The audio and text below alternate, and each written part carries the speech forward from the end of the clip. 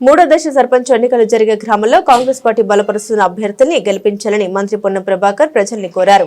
తెలంగాణ ప్రజాపాలన ప్రభుత్వంలో ముఖ్యమంత్రి రేవంత్ రెడ్డి నాయకత్వంలో ప్రతి గ్రామంలో అభివృద్ధి కార్యక్రమాలు చేస్తుందని తెలిపారు. ఈ రోజు అమలవుతున్న సంక్షేమ పథకాలు, అభివృద్ధి కార్యక్రమాలు గ్రామ స్థాయి వరకు వస్తున్నాయని తెలిపారు.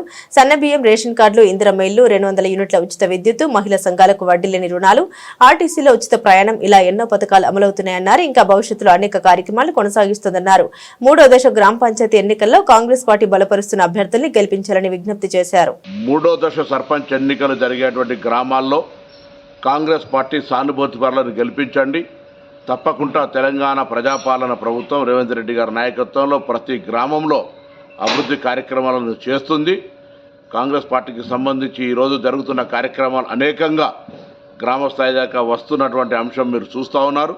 సన్న బియ్యం కావచ్చు, రేషన్ కార్డు కావచ్చు, ఇందిరమ్మ కావచ్చు, 200 యూనిట్ల కరెంటు ఫ్రీ కావచ్చు, ఉచిత బస్సు కావచ్చు, వడ్డీ లేని రుణాలు కావచ్చు, ఇంకా భవిష్యత్తులో చేపట్టే కార్యక్రమాలకు స్థానిక గ్రామ పంచాయతీ సర్పంచులు కాంగ్రెస్ వాళ్ళైతే ఇంకా అభివృద్ధి చేసే అవకాశం ఉంటుందనేటువంటి మాట మనవి చేస్తూ తప్పకుండా తెలంగాణ వ్యాప్తంగా మూడో దశ గ్రామ సర్పంచ్ ఎన్నికల్లో కాంగ్రెస్ పార్టీ అభ్యర్థులను గెలిపేమని కోరుతా ఉన్నారు.